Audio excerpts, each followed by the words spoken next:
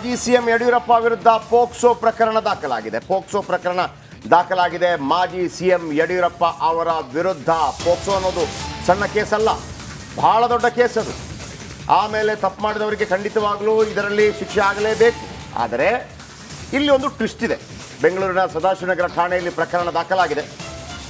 ಮಹಿಳೆಯೊಬ್ಬರಿಂದ ಯಡಿಯೂರಪ್ಪ ವಿರುದ್ಧ ದೂರು. ಈ ಹಿಂದೆ ಫೆಬ್ರವರಿ 2ರಂದು ಯಡಿಯೂರಪ್ಪ ಅವರಿಂದ ದೌರ್ಜನ್ಯ ಆಗಿದೆಯಂತೆ. ಪೋಕ್ಸೋ ಹಾಗೂ 354A ಅಡಿ ದೂರು ದಾಖಲಾಗಿದೆ.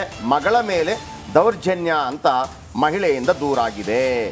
ಗುರುವಾರ ರಾತ್ರಿ ಪೊಲೀಸ್ ಠಾಣೆಗೆ ದೂರು ನೀಡಿದಂಥ ಮಹಿಳೆ. ನೋಡಿ, ಇದು ಭಾಳ ಹೆಣ್ಣು ಮಕ್ಕಳಾಗಲಿ ಗಂಡು ಮಕ್ಕಳಾಗಲಿ, ವಿಶೇಷವಾಗಿ ಅಪ್ರಾಪ್ತ ಹೆಣ್ಣು ಮಕ್ಕಳ ಮೇಲೆ ನಡೆಯುವಂಥ ದೌರ್ಜನ್ಯ, ಲೈಂಗಿಕ ದೌರ್ಜನ್ಯ, ಮನೆಗಳಲ್ಲಿ ನಡೆಯುವಂಥ ದೌರ್ಜನ್ಯ, ಚಿಕ್ಕಪ್ಪ ದೊಡ್ಡಪ್ಪ ಅವರಿಂದ ನಡೆಯುವಂಥ ದೌರ್ಜನ್ಯ, ಸಾರ್ವಜನಿಕ ಸ್ಥಳಗಳಲ್ಲಿ ನಡೆಯುವಂಥ ದೌರ್ಜನ್ಯ, ಅಥವಾ ಶಾಲಾ ಕಾಲೇಜುಗಳಲ್ಲಿ ನಡೆಯುವಂಥ ದೌರ್ಜನ್ಯ. ನಿಮ್ಗೆ ಗೊತ್ತಿರ್ಬೋದು, ಚಿತ್ರದುರ್ಗದ ಮುರುಘಾಶ್ರೀಗಳ ವಿರುದ್ಧ ಕೂಡ ಇದೇ ಪ್ರಕರಣ ದಾಖಲಾಗಿತ್ತು.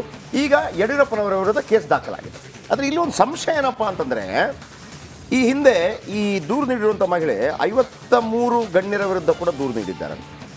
ಇದು ಒಂದು ಸಣ್ಣ ಅನುಮಾನ ಹುಟ್ಟಾಕತ್ತೆ. ಹಾಗಂತ ದೌರ್ಜನ್ಯ ಎಸಗಿದವರ ವಿರುದ್ಧ ಕ್ರಮ ಕೈಗೊಳ್ಳಬಾರ್ದು ಅಂತಲ್ಲ ನಾವು ಹೇಳ್ತಿರೋದು. ದೌರ್ಜನ್ಯ ಯಾರೆಲ್ಲ ಮಾಡ್ತಾರೆ, ಅದು ಎಂಥವನೇ ಆಗಿರಲಿ, ಆತನ ವಿರುದ್ಧ ಕ್ರಮ ಕೈಗೊಳ್ಳಲೇಬೇಕಾದ್ರೆ ಎರಡು ಮಾತಿಲ್ಲ. ಆದರೆ ಫೆಬ್ರವರಿ 2ನೇ ತಾರೀಕು ಅಂತಂದ್ರೆ ಇದು ಸುಮಾರು ಲೇಟ್ ಆಯ್ತು ಅನ್ನೋ ಅಂಶನೂ ಒಂದು ಗಮನಿಸಬೇಕು. ಹೌದು. ಆಮೇಲೆ ಎಲೆಕ್ಷನ್ ಟೈಮ್ ಅಲ್ಲೇ ಯಾಕೆ ಬರ್ತಿದ್ದಲ್ಲ, ಸಹಜವಾಗಿ ಯೋಚನೆ ಮಾಡುತ್ತೆ. ಹೇಳಿದಾಗೆ ತಪ್ಪು ನಡೆದಿದ್ರೆ ಫೆಬ್ರವರಿ 2ನೇ ತಾರೀಕು ನಡೆದಿರುವಂಥದ್ದು. ಇವತ್ತು ಮಾರ್ಚ್ 15ರ ತನಕ ಬಂದಿದೆ. ಫೆಬ್ರವರಿ 2ರಂದು ನಡೆದ್ರೆ ಫೆಬ್ರವರಿ 3ರಂದು ಕೊಡ್ಬೋದಿತ್ತಲ್ಲ, ಫೆಬ್ರವರಿ 2ನೇ ತಾರೀಕು ಕೊಡ್ಬೋದಿತ್ತಲ್ಲ ಅನ್ನುವಂಥ ಪ್ರಶ್ನೆ. ಆಮೇಲೆ ಈ ಮಹಿಳೆ ಈ ಹಿಂದೆ 53, ಅದು ಕೂಡ ಗಣ್ಯರ ವಿರುದ್ಧನೇ. ಇದು ರಾಜಕೀಯ ಸಂದರ್ಭದಲ್ಲಿ ಬಂದಾಗ, ಈಗ ನಾನು ಮಹಾರಾಜರ ವಿಚಾರಕ್ಕೆ ಬಂದೆ, ಹಾಗಂತ ಏನೋ ಒಂದು ಕಾಯ್ದೆ ಏನಿದೆ ಅದು ನಡೀಬಾರ್ದು ಅಂತೇನೂ ಅಲ್ಲ. ಸರ್ಕಾರದ ಪರವಾಗಿ ಅಥವಾ ಸರ್ಕಾರ ಅಂತಂದ್ರಲ್ಲಿ ಕಾಂಗ್ರೆಸ್ BJP ಅಂತಲ್ಲ, ಅಲ್ಲಿ ನಡೆದ್ರೆ ತಪ್ಪೇನು. ಆದರೆ ಯಾವ ಟೈಮಲ್ಲಿ ಬರುತ್ತೆ ಅನ್ನೋದು ವೆರಿ ಇಂಪಾರ್ಟೆಂಟ್. ಬನ್ನಿ, ಇದರ ಬಗ್ಗೆ ಇನ್ನಷ್ಟು ಹೆಚ್ಚಿನ ಮಾಹಿತಿ ಕೊಡ್ತಾರೆ ಅಜಯ್ ನಮ್ಮೊಂದಿಗೆ ನೇರ ಸಂಪರ್ಕದಲ್ಲಿದ್ದಾರೆ. ಅಜಯ್, ಏನಿದು ಪ್ರಕರಣ, ನಮ್ಮ ವೀಕ್ಷಕರಿಗೆ ಮನದಟ್ಟು ಆಗುವ ಹಾಗೆ ಹೇಳ್ಬೋದಾ?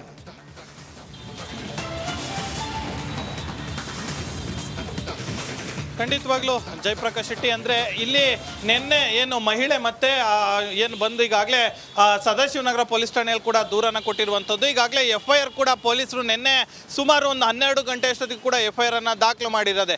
ಅಂದರೆ ಇಲ್ಲಿ FIR ಅಲ್ಲಿರುವ ಕಂಟೆಂಟನ್ನು ನಾವು ನೋಡ್ತಾ ಹೋಗಿದ್ದಾರೆ. ಫೆಬ್ರವರಿ 2ನೇ ತಾರೀಕು ಈ ಮಹಿಳೆ ಮತ್ತು ಆತ ಮಗಳೇನಿರ್ತಾರೆ ಇಬ್ಬರೂ ಕೂಡ ಸದಾಶಿವನಗರದಲ್ಲಿರುವಂಥ ಯಡಿಯೂರಪ್ಪನವರ ಮನೆಗೆ ಹೋಗ್ತಾರಂತೆ.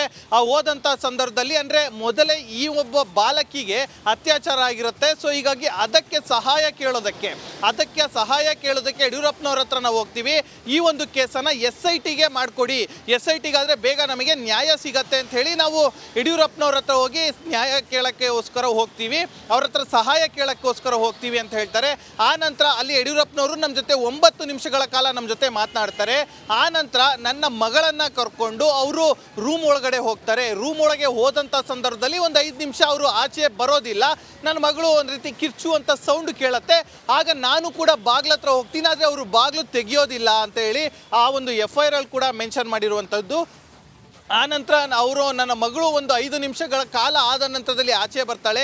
ಆಚೆ ಬಂದಂಥ ಸಂದರ್ಭದಲ್ಲಿ ನಾನು ಕೇಳ್ತೀನಿ ಏನಾಯಿತು ಅಂತೇಳಿ. ಆಗ ಈ ರೀತಿಯಾಗಿ ವಿವರಿಸ್ತಾಳೆ. ಅಂದರೆ ನನ್ನ ಮಗಳ ಒಂದು ಎದೆ ಭಾಗಕ್ಕೆ ಅವರು ಕೈ ಹಾಕಿದ್ರು ಅನ್ನೋ ಒಂದು ವಿಚಾರವನ್ನು ನನ್ನ ಮಗಳು ನನ್ನ ಹತ್ರ ಹೇಳಿದ್ಲು. ಆನಂತರ ಯಾಕೆ ಈ ರೀತಿಯಾಗಿ ಮಾಡಿದೆ ನೀವು ಅಂತ ನಾವು ಕೇಳಿದ್ವಿ ಯಡಿಯೂರಪ್ಪನವ್ರನ್ನ. ಆವಾಗ ಅವರು ಅತ್ಯಾಚಾರ ಆಗಿದೆಯೋ ಇಲ್ಲ ಅಂಥೇಳಿ ನಾನು ನೋಡೋದಕ್ಕೆ ಹೋದೆ ಅಂಥೇಳಿ ಅಲ್ಲಿ ಈ ರೀತಿಯಾಗಿ ನನ್ನ ಮಗಳು ಹೇಳಿದ್ಲು ಅಂತೇಳಿ ಕೂಡ ಈಗಾಗಲೇ FIR ಅಲ್ಲಿ ಕೂಡ ಇದೇ ರೀತಿಯಾಗಿ ಒಂದು ಕಂಟೆಂಟನ್ನು ಕೂಡ ಮೆನ್ಷನ್ ಮಾಡಿರುವಂಥದ್ದು. ಪೊಲೀಸರು ಕೂಡ ಈಗಾಗಲೇ ಈ ಒಂದು FIR ಅನ್ನು ಕೂಡ ತಗೊಂಡಿದ್ದಾರೆ.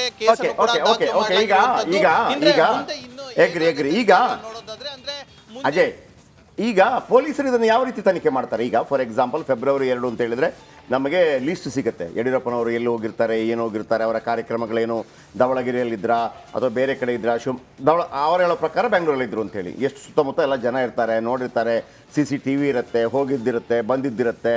ಇಂಥ ಸಂದರ್ಭಗಳು ಬಂದಾಗ ಪೊಲೀಸರು ಯಾವ ರೀತಿಯಲ್ಲಿ ತನಿಖೆಯನ್ನು ಮಾಡ್ತಾರೆ? ಯಾಕಂದರೆ ಇಲ್ಲಿ ಒಂದು ಆರೋಪ ಇದೆ, ಈ ಮಹಿಳೆ ಈ ಹಿಂದೆ 53 ಜನರ ಮೇಲೆ ಕೇಸ್ ಕೊಟ್ಟಿದ್ದಾರೆ ಅಂತೇಳಿ. ಒಮ್ಮೊಮ್ಮೆ ಈ ರೀತಿ ಕೂಡ ಆಗ್ಬೋದಲ್ಲ, ಹಾಗಂತ ತಪ್ಪುಗಳಾಗಿದ್ದರೆ ಅದರಿಂದ ಪಾರು ಮಾಡಬೇಕು ಅಂತ ಹೇಳ್ತಾ ಇರುವಂಥದ್ದಲ್ಲ. ಎಷ್ಟೇ ದೊಡ್ಡ ವ್ಯಕ್ತಿ ಆಗಿರಲಿ, ತಪ್ಪುಗಳಾಗಿದ್ದರೆ ಅದು ಕೂಡ ಈ ಲೈಂಗಿಕ ಕಿರುಕುಳ ಕೊಡುವಂಥದ್ದು ಇದೆಯಲ್ಲ, ಅಪ್ರಾಪ್ತರಿಗೆ ವಿಶೇಷವಾಗಿ, ಅಂದರೆ ಎಲ್ರಿಗೂ ಕೂಡ ಸಮಾನನೇ, ಅಪ್ರಾಪ್ತರು ಅಂತ ಹೇಳೋಕೆ ಅವ್ರಿಗೆ ಏನೂ ಗೊತ್ತಿರೋದಿಲ್ಲ ಅಂಥ ಸಂದರ್ಭದಲ್ಲಿ ಹೆಂಗೆ ತನಿಖೆ ಆಗುತ್ತೆ? ಈಗ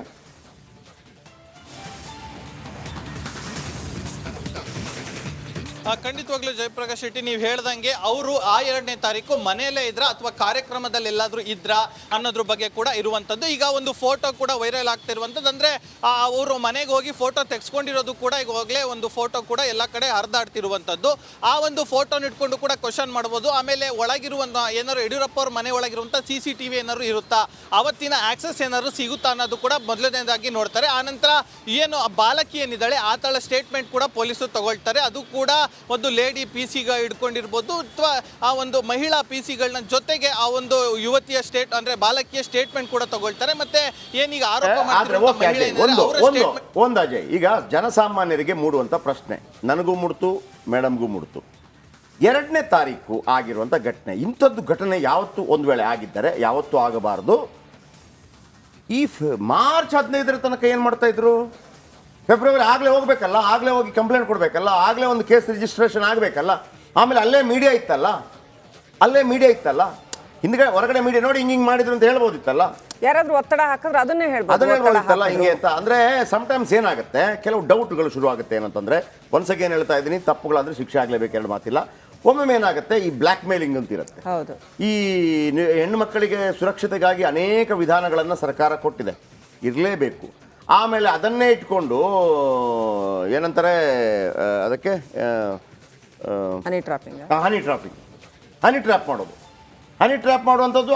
ಅದರ ಹೆಣ್ಮಕ್ಕಳ ಸುರಕ್ಷತೆಗೆ ಕೊಟ್ಟಂಥ ಒಂದು ಎಕ್ಸ್ಟ್ರೀಮ್ ಲಾಭವನ್ನು ಮತ್ತೊಂದು ಕಡೆಯಿಂದ ಎಕ್ಸ್ಟ್ರೀಮ್ ಆಗಿ ಅದನ್ನು ದುರುಪಯೋಗಪಡಿಸ್ಕೊಳ್ಳೋದು, ಇದು ಮಾಡುವಂಥದ್ದು.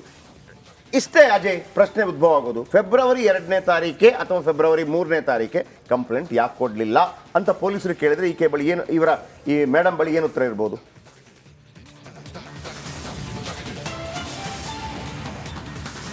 ಖಂಡಿತವಾಗ್ಲೂ ಜಯಪ್ರಕಾಶ್ ಶೆಟ್ಟಿ, ಏನಂತಂದ್ರೆ ಈಗ 2ನೇ ತಾರೀಕು ಆಗಿದ್ದು ಎಲ್ಲರಿಗೂ ಕೂಡ ಒಂದು ರೀತಿ ಅನುಮಾನ ಹುಟ್ಟುತ್ತೆ. ಇಷ್ಟು ದಿನ ಅಂದ್ರೆ ಸರಿಸುಮಾರು ಒಂದು 50 ದಿನಗಳ ಕಾಲ ಎಲ್ಲಿ ಹೋಗಿದ್ರು ನೀವು ಅಂತಲೂ ಕೂಡ ಪೊಲೀಸರು ಈಗಾಗಲೇ ಪ್ರಶ್ನೆಯನ್ನ ಮಾಡಿರ್ತಾರೆ. ಆದರೆ ಇಲ್ಲಿ ಪೋಕ್ಸೋ ಕೇಸನ್ನು ನಾವು ತಗೊಬಂದಾಗ ಸ್ಟೇಷನಲ್ಲಿ ತಗೊಂಡಿಲ್ಲ ಅಂದರೆ ಅದು ಇನ್ನೂ ಕೂಡ ದೊಡ್ಡ ಅಫೆನ್ಸ್ ಆಗುತ್ತೆ. ಸೊ ಹೀಗಾಗಿ ಪೊಲೀಸರು ತಮ್ಮ ಕರ್ತವ್ಯವನ್ನು ತಾವು ಮಾಡಿದ್ದಾರೆ. ಮುಂದೆ ಆಗಿಲ್ಲ ಅಂದರೆ ಬಿ ರಿಪೋರ್ಟ್ ಹಾಕುವಂಥ ಎಲ್ಲ ಸಾಧ್ಯತೆಗಳು ಇರುತ್ತೆ. ಅಂದರೆ ಇಲ್ಲಿ ಆಗಿರುವಂಥ ಆರೋಪ ಏನಿದೆ ಅದೆಲ್ಲವೂ ಕೂಡ ಸುಳ್ಳು ಅಂತ ಹಾಕುವಂಥ ಸಾಧ್ಯತೆಗಳು ಕೂಡ ಇರುತ್ತೆ. ಆದರೆ ಇಷ್ಟು ದಿನ ಯಾಕೆ ಕೊಟ್ಟಿಲ್ಲ ಅನ್ನೋದ್ರ ಬಗ್ಗೆ ಕೂಡ ಈಗಾಗಲೇ ಪೊಲೀಸರು ಕೂಡ ಕ್ವೆಶ್ಚನ್ ಮಾಡ್ತಾರೆ.